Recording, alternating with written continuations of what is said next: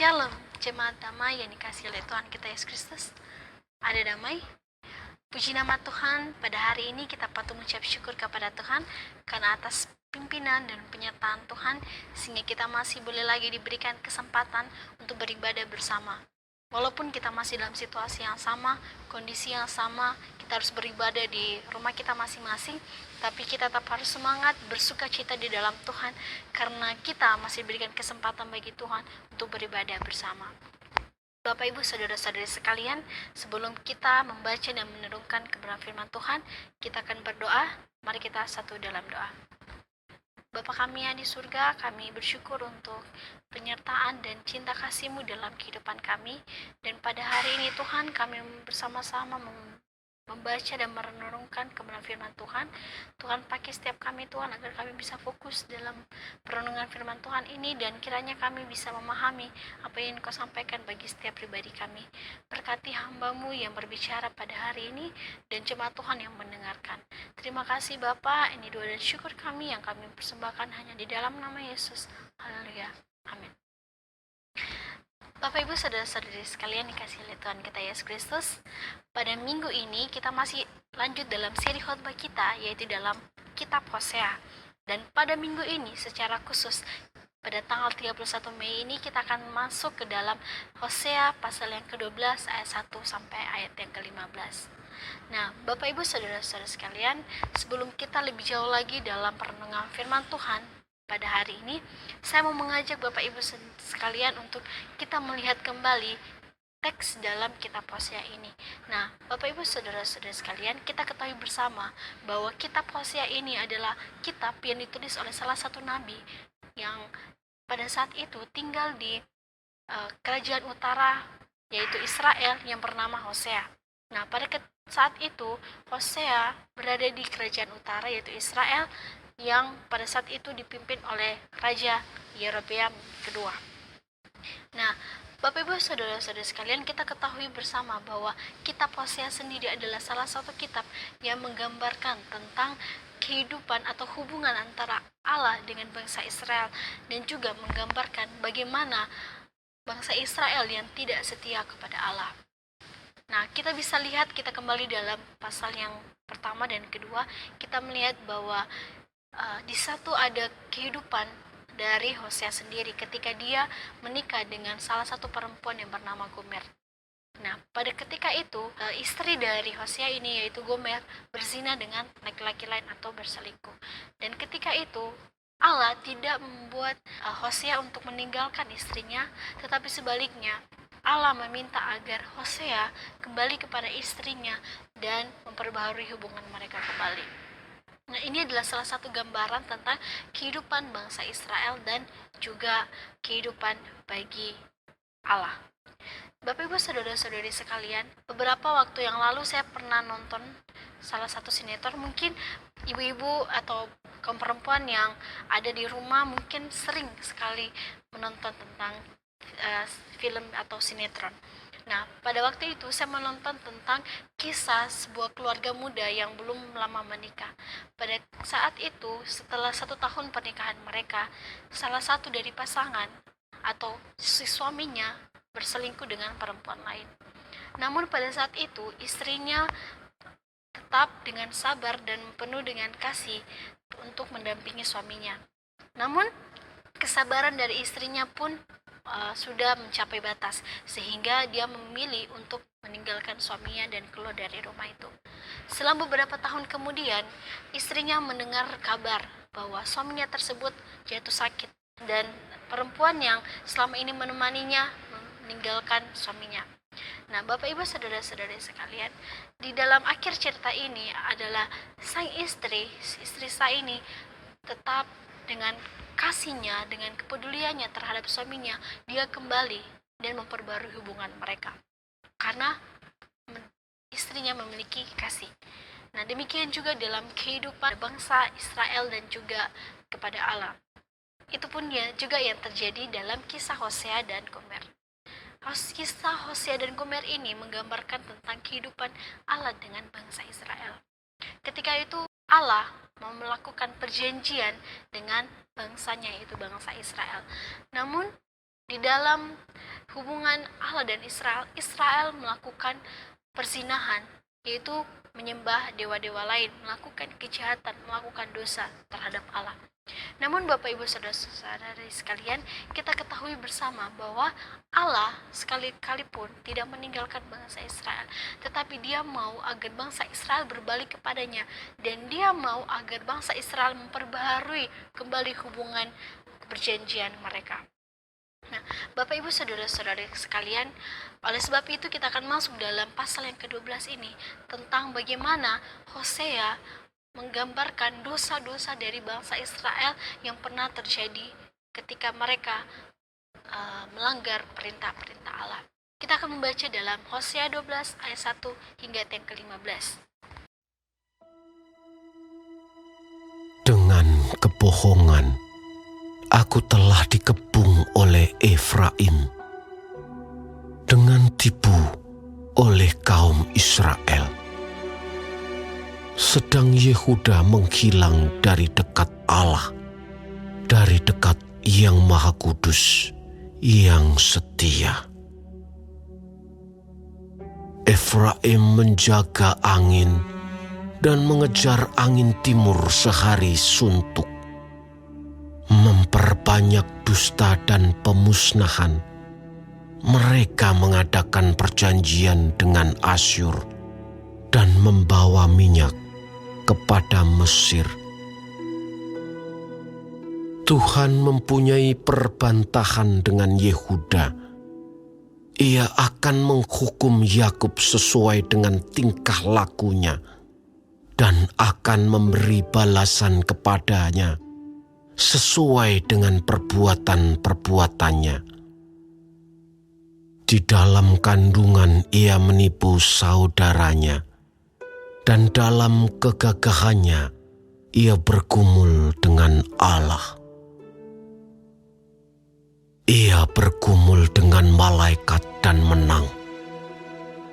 Ia menangis dan memohon belas kasihan kepadanya.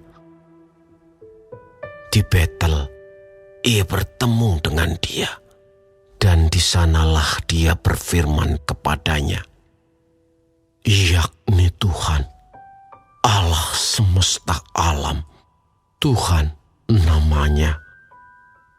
Engkau ini harus berbalik kepada Allahmu. Peliharalah kasih setia dan hukum, dan nantikanlah Allahmu senantiasa. Sama seperti Kanaan, dengan raja palsu di tangannya, dan suka memeras. Berkatalah Efraim, bukankah aku telah menjadi kaya, telah mendapat harta benda bagiku? Tetapi segala hasil jeripayaku tidak mendatangkan kesalahan yang merupakan dosa bagiku. Tetapi aku adalah Tuhan Allahmu sejak di tanah Mesir. Aku masih mau membuat engkau diam kembali di kemah-kemah, seperti di hari-hari pertemuan raya. Aku berbicara kepada para nabi, dan banyak kali memberi penglihatan, dan memberi perumpamaan dengan perantaraan para nabi. bila di Gilead ada kejahatan, maka mereka menjadi kesia-siaan belaka. Di Gilgal mereka mempersembahkan lembu-lembu jantan, maka mesbah-mesbah mereka juga menjadi seperti timbunan batu di alur-alur ladang. Yakub melarikan diri ke tanah Aram, dan Israel memperhambakan diri untuk mendapat istri. Ya, untuk mendapat istri, ia menjadi gembala. Israel dituntun oleh Tuhan keluar dari Mesir dengan perantaraan seorang nabi. Ya, ia dijaga oleh seorang nabi. Efraim telah menimbulkan sakit hatinya secara pahit, maka Tuhannya akan membiarkan hutang darahnya menimpa dia dan akan membalas celanya kepadanya. Bapak Ibu saudara-saudari sekalian, kitab Hosea sendiri, Hosea mau menjelaskan tentang bagaimana bangsa Israel benar-benar telah melakukan banyak pelanggaran, melakukan banyak dosa terhadap Allah. Mereka melakukan segala sesuatu yang keji di mata Tuhan. Dan Bapak Ibu saudara-saudari sekalian, dalam pembacaan ini saya mau mengajak kita semua untuk berfokus kepada apa yang terjadi di dalam hubungan Allah dengan bangsa Israel. Kita akan sama-sama belajar dengan satu tema, yaitu berbalik kepada Allah dan mengingat kasih-Nya. Sekali kita akan belajar dalam satu tema, berbalik kepada Allah dan mengingat kasih-Nya. Nah, Bapak Ibu saudara-saudari sekalian, pada saat ini kita mau belajar bagaimana kita setiap orang percaya harus berbalik kepada Allah dan mengingat kasih-Nya. Mungkin ya, bagi Bapak Ibu saudara-saudari yang ada di rumah yang sedang menonton video ini, mungkin muncul pertanyaan di benak saudara, mengapa kita sebagai orang percaya harus berbalik dan mengingat kasih Allah? Nah, itulah yang akan kita pelajari bersama-sama di dalam kebenaran firman Tuhan hari ini, bahwa kita sebagai orang percaya harus memiliki hikmat, harus berbalik dan mengingat kasih Allah. Saya mau mengajak kita untuk belajar bersama. Ada beberapa alasan bagi kita setiap orang percaya mengapa kita harus berbalik dan mengingat kasih-Nya. Alasan yang pertama yaitu karena pada dasarnya kita telah berdosa. Kita lihat dalam ayat 1 sampai ayat ke-4. Saya akan membacakan ayat yang pertama dan kedua bagi kita semua. Ayat yang pertama, dengan kebohongan aku telah dikepung oleh Efraim, dengan tipu oleh kaum Israel. Sedang Yehuda menghilang dari dekat Allah, dari dekat yang Maha Kudus yang setia. Efraim menjaga angin dan mengejar angin timur sehari suntuk, memperbanyak dusta dan pemusnahan. Mereka mengadakan perjanjian dengan Asyur dan membawa minyak kepada Mesir. Nah, Bapak Ibu saudara-saudari kasih oleh Tuhan kita Yesus Kristus, kita melihat dalam teks ini bahwa Hosea mau mengingatkan bahwa Efraim atau Israel di sini telah melakukan banyak pelanggaran di mata Tuhan. Kita lihat dalam ayat yang kedua tentang kata Efraim menjaga angin. Nah, Bapak Ibu saudara-saudara sekalian, kata Efraim menjaga angin itu menggambarkan kesia-siaan dari tindakan bangsa Israel ketika mencari pertolongan kepada bangsa Asyur.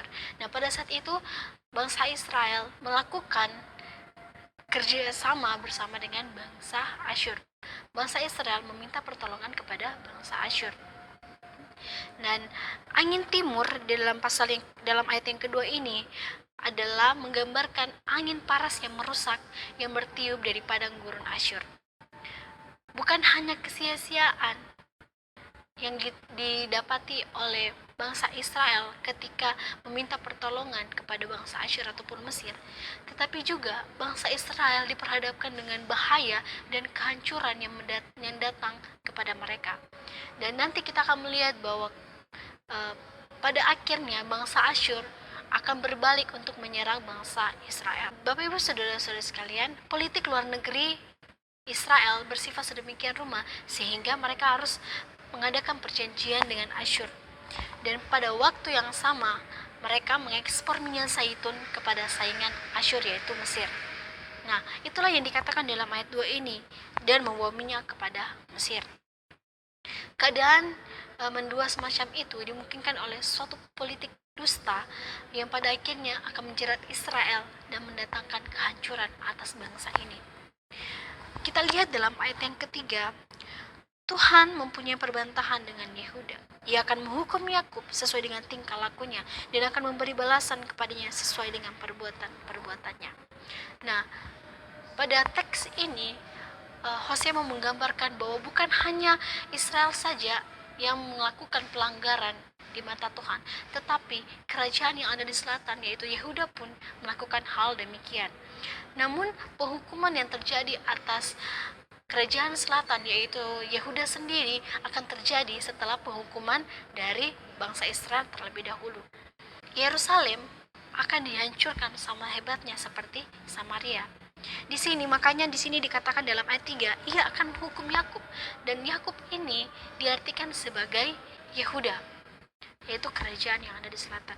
Nah, dalam poin kita, dalam alasan yang pertama ini, bahwa kita benar-benar telah berdosa, kita fokus itu ke dalam ayat yang keempat. Di dalam kandungan, ia menipu saudaranya, dan dalam kegagahannya, ia bergumul dengan Allah. Nah, Bapak Ibu Saudara-saudari sekalian, oleh Nabi Hosea ini diartikan sebagai kesombongan belaka. Kita ketahui bersama bahwa Yakub di dalam kandungan ibunya dia sudah berdosa, dan sampai dia tumbuh dewasa dia terus melakukan dosa. Kejadian-kejadian riwayat Yakub bisa kita lihat di dalam kitab Kejadian. Dan dalam peristiwa ini Yakub yang adalah bapa leluhur dari bangsa Israel adalah orang yang berdosa, sehingga bangsa Israel sendiri pun terus melakukan kejahatan. Nah, sama seperti kita yang ada saat ini. Kita sama seperti bangsa Israel, kita adalah orang berdosa. Jikalau orang Israel memiliki dosa dari Yakub, demikian juga kita mendapatkan dosa turunan yang berasal dari leluhur kita, yaitu Adam dan Hawa. Namun ada perbedaan yang bisa kita lihat di antara bangsa Israel dan kehidupan kita dalam zaman ini. Yang membedakan kita adalah hukuman yang kita peroleh. Jika bangsa Israel tetap menerima hukuman dari Allah ketika mereka melakukan pelanggaran atau dosa, berbeda dengan kehidupan kita yang ada pada saat ini. Kita tidak menerima hukuman, sebab hukuman yang harusnya kita peroleh akibat dosa-dosa kita telah ditanggung oleh Yesus Kristus sendiri di atas kayu salib. Kita tidak lagi menerima hukuman atas apa yang kita perbuat. Mungkin Bapak Ibu Saudara-saudara bertanya, kalau bukan hukuman, apa yang kita peroleh ketika kita melakukan dosa? Yang kita peroleh ketika kita melakukan dosa atau konsekuensi yang kita dapatkan adalah pendisiplinan. Nah, Bapak Ibu Saudara-saudara sekalian, hukuman bagi kita tidak ada lagi, tetapi yang ada saat ini adalah pendisiplinan. Bagaimana Allah mau menegur kita, mendisiplinkan kita agar kita berbalik kepadanya dan melakukan hal yang benar di matanya. Nah, contohnya jika kita lihat dalam kehidupan kita di dalam kampus atau asrama, pasti di dalam sebuah organisasi ada peraturan.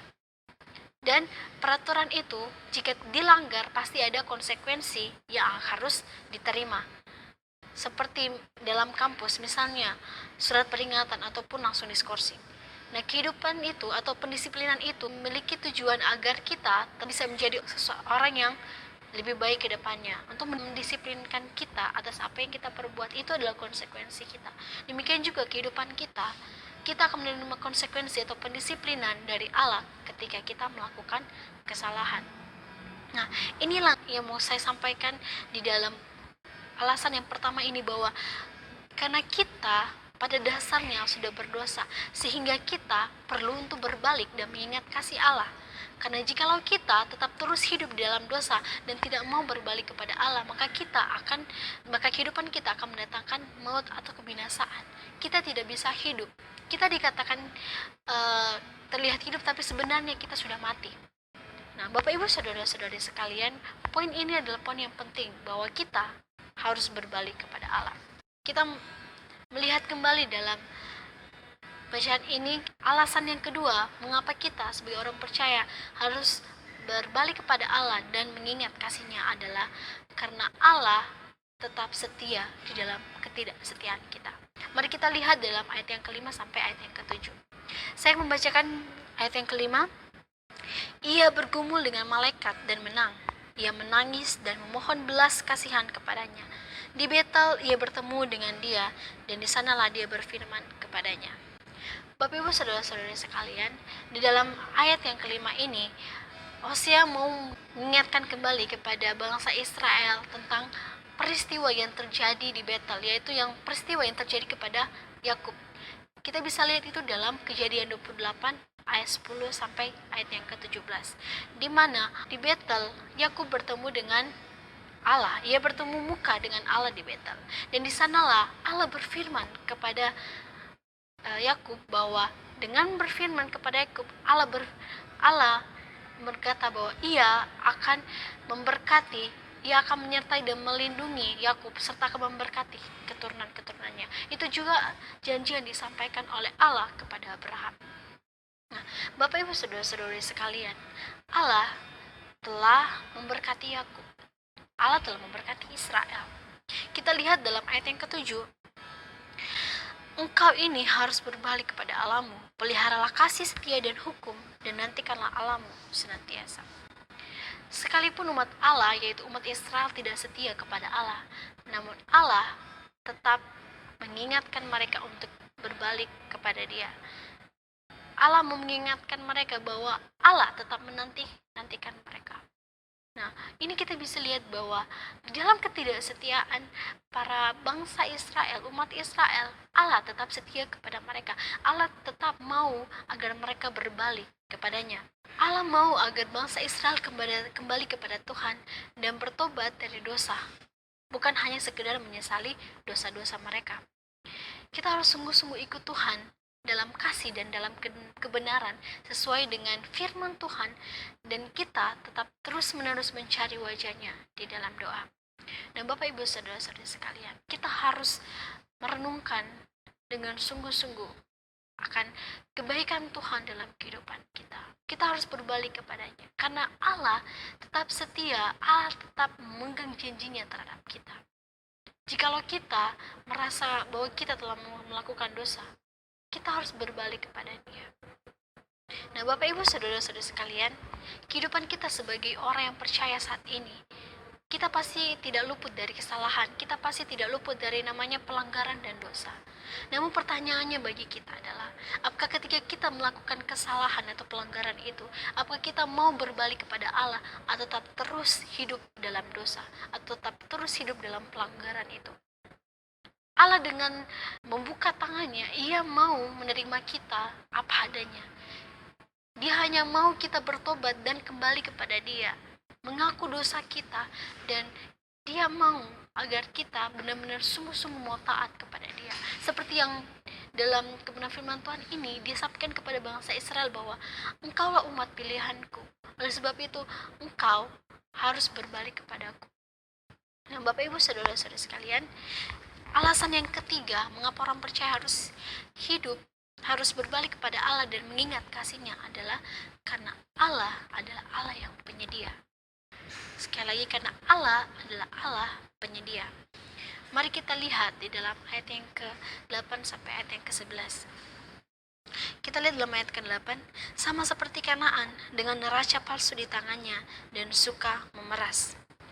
Israel tidak saja mengikuti agama tidak bermoral yang dianut oleh orang-orang Kanaan, tetapi bangsa Israel sendiri juga mengikuti berbagai politik bisnis yang dilakukan oleh bangsa Kanaan.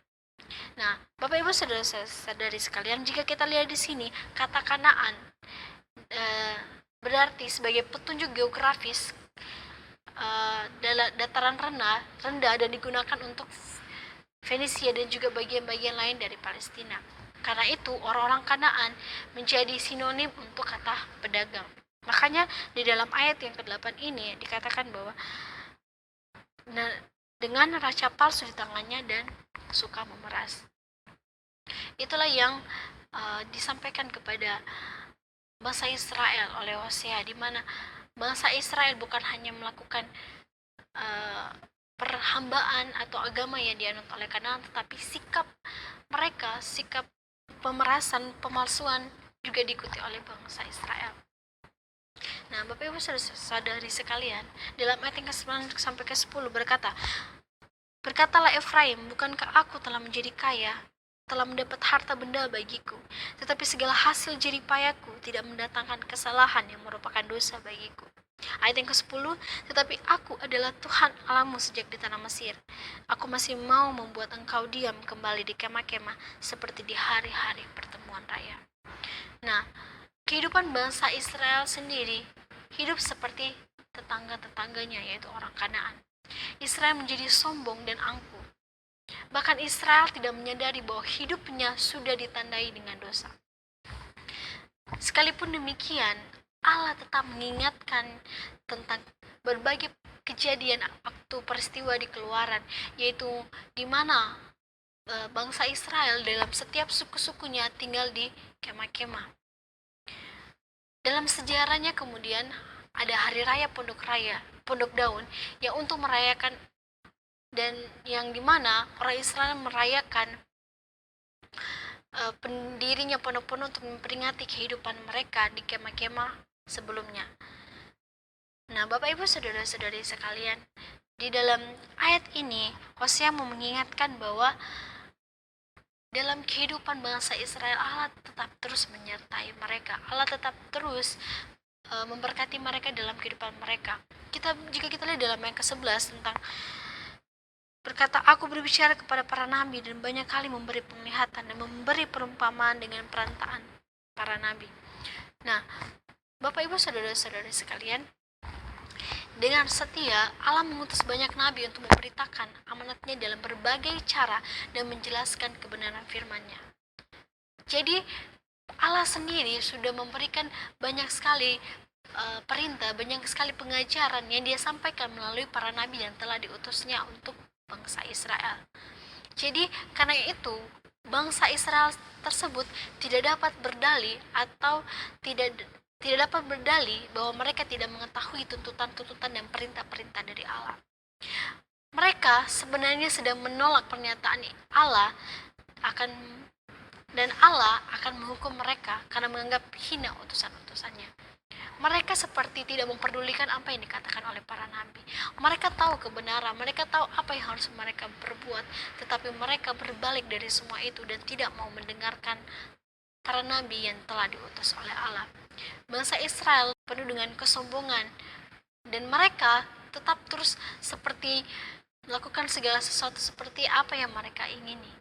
Mereka tidak mau mendengarkan perintah Tuhan. Mereka hanya mau melakukan apa yang mereka kehendaki, bukan apa yang Tuhan kehendaki dalam kehidupan mereka.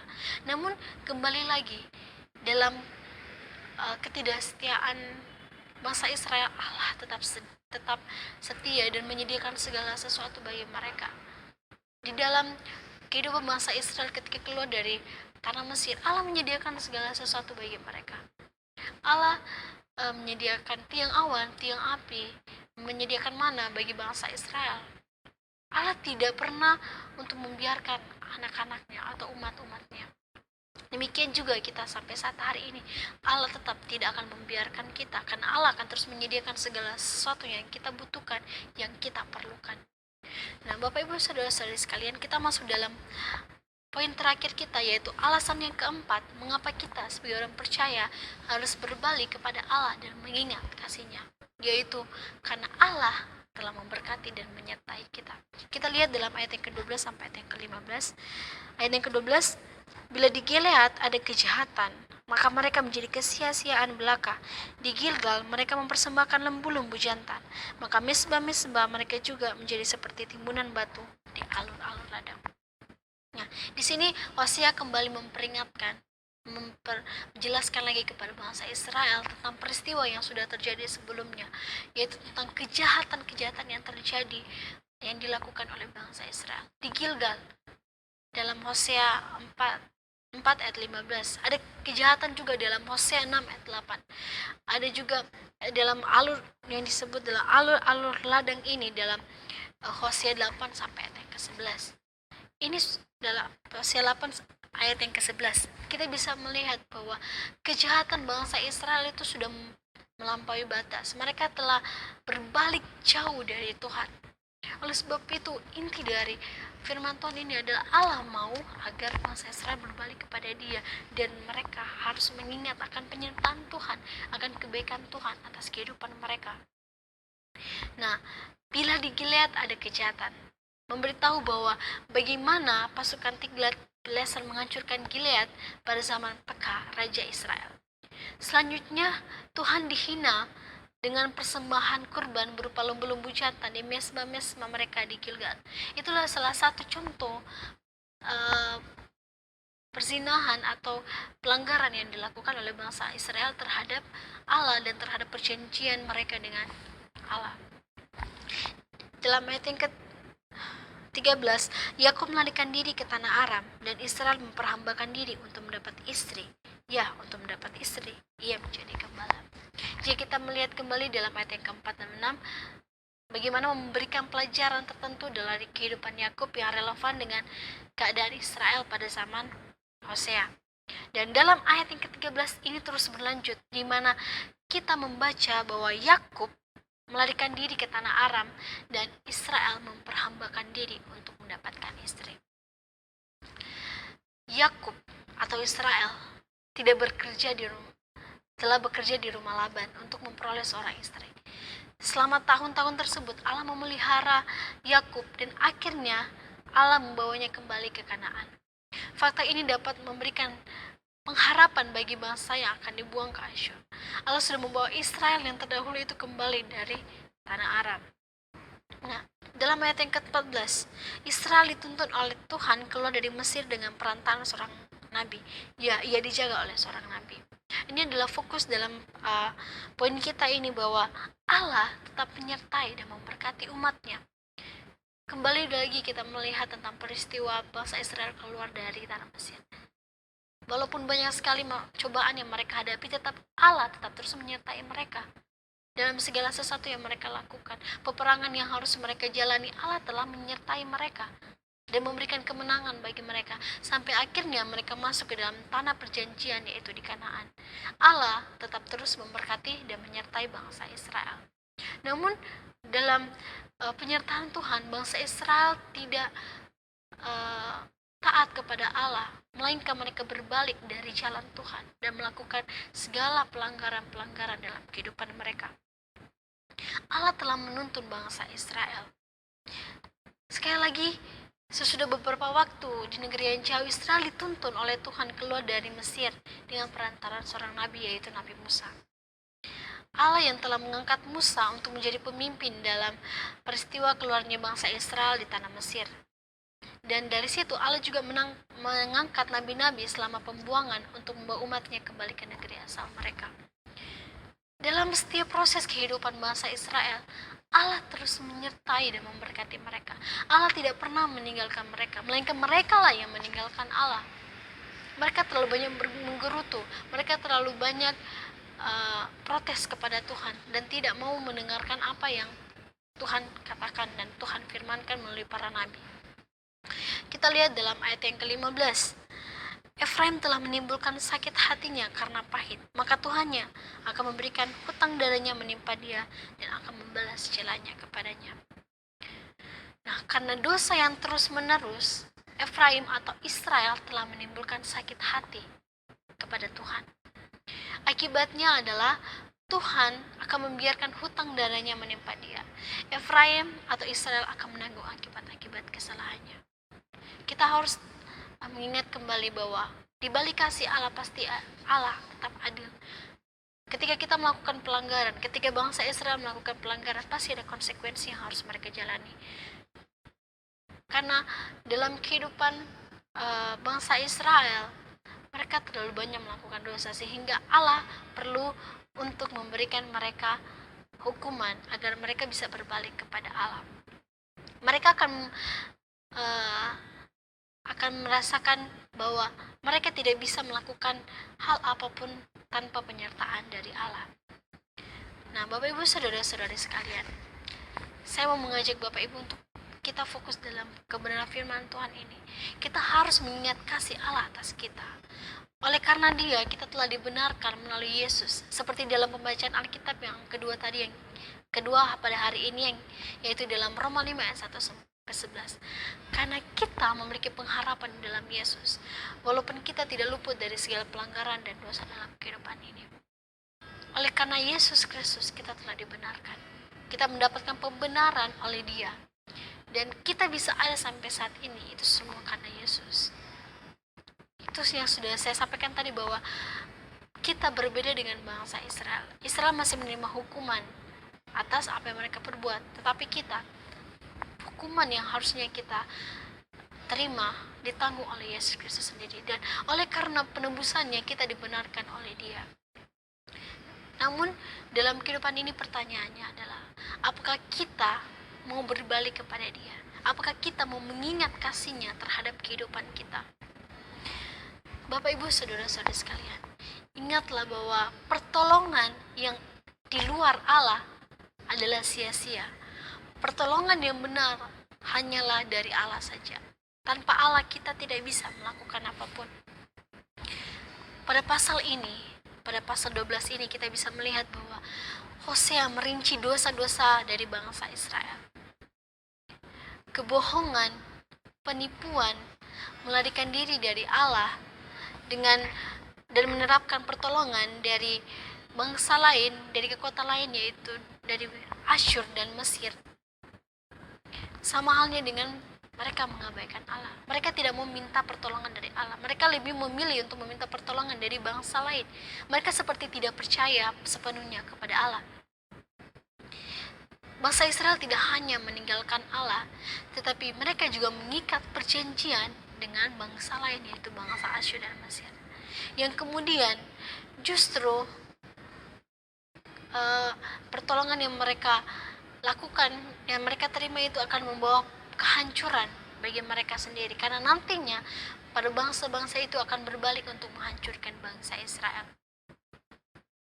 Bangsa Israel telah mengabaikan syarat-syarat perjanjian mereka dengan Tuhan yang telah disepakati, yaitu yang pertama, Israel dengan cara tidak bertanggung jawab telah melepaskan diri dari tanggung jawabnya sebagai umat pilihan Allah.